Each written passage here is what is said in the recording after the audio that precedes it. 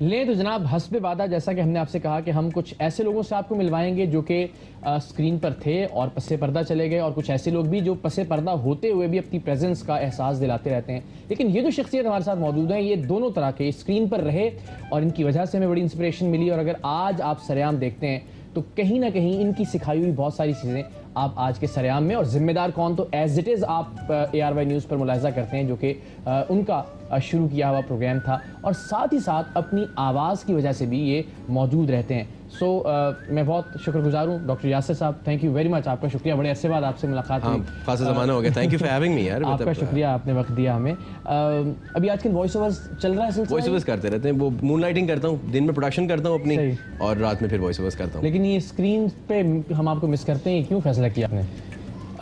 To be honest, screen जो है ना बड़ी एक डिमांडिंग स्पेस है। अच्छा। और मुझे जो है वो, मैं थोड़ा सा प्राइवेट सा आदमी हूँ। ओके। मैं जनरली अपने दोस्तों में एक्सट्रोवर्टेड हूँ, लेकिन पब्लिकली बड़ा इंट्रोवर्टेड आदमी हूँ।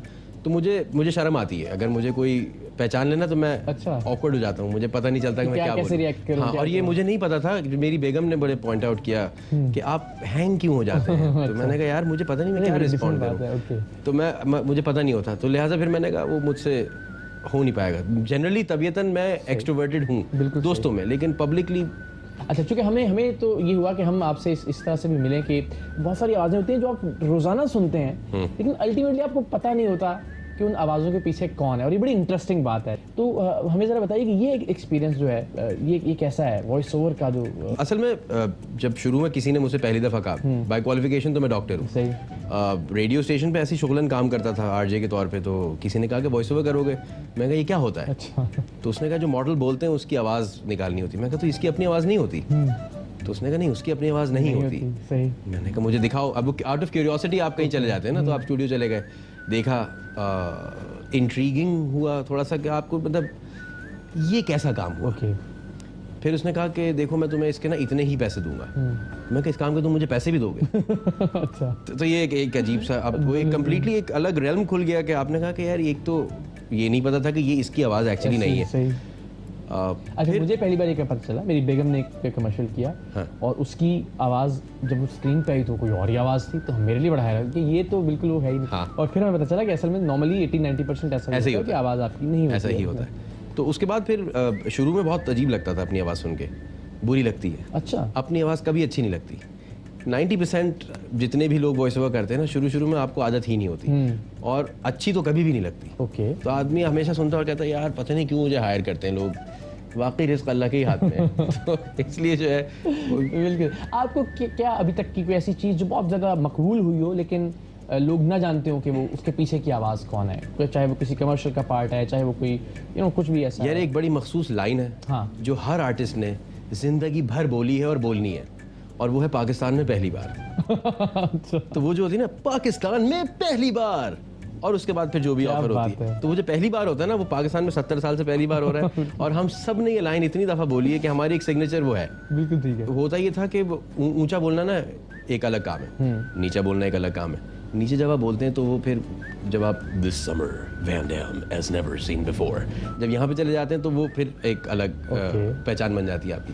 बट हमारे आमतौर से इतना ये वाला काम नहीं होता। ऊंचा जो है वो बहुत ज़्यादा बोला जाता है क्योंकि हम एक्साइटमेंट में बिलीव करते हैं। ठीक है, लाउड। और हाँ, हम वैसे जनरली भी लाउड लोग हैं ना। बिल्कुल से। तो काफ़ी एक्सप्रेसिव है। तो मेरे लिए जो है वो पाकिस्तान में पहली बार, मैं पुलिस वालों को ये बता चुका हूँ। क्या? मैं रात के 2 बजे मुझे रोका उसने, और उसने कहा कि क्या करते हो, कहाँ से आ रहे हो? मैंने कहा जी वॉइस ओवर करके आ रहा हूँ। तो उसने कहा ये क्या होता है? तो मैंने उसको करके सुना दी। उसने कहा भाई तू चला जा। तो और उसने रिलेट किया? नहीं, पता नहीं उसको क्या समझ में आया। उसने कहा बॉस तू जाओ यार। ठीक है। क्या सुना है उसको? मैंने उसको कहा यार वो आपने इश्तहार वगैरह देखे होंगे तो उसमें बोलता हूँ मैं। कहने क्या बोलते हो? तो उसको लगा पता नहीं कुछ बोल देता हूँ मैं किसी को। तो मैंने कहा जी पाकिस्तान में पहली बार पेश है। तो कहने बॉस आप जाए, आप चले जाए। ठीक है, ठीक है। अच्छा, ये ज़ाहिर है आई एम श्योर के लोगों ने फ़ौरन से वो जिम्मेदार कौन भी ज़रूर जहनों में घूम गया होगा। आपका वो एक्सपीरियंस कैसा था? लेकिन आज ये इस तरह का प्रोग्राम ज़ाहिर थोड़ा आगे चला गया, उसमें बहुत सारी और जहतें आ गई। जिन लोगों ने आगाज़ किया उनके लिए बड़ी मुश्किलात होती होंगी, एक्सेप्टेबिलिटी नहीं थी शायद इस तरह से मुआशरा।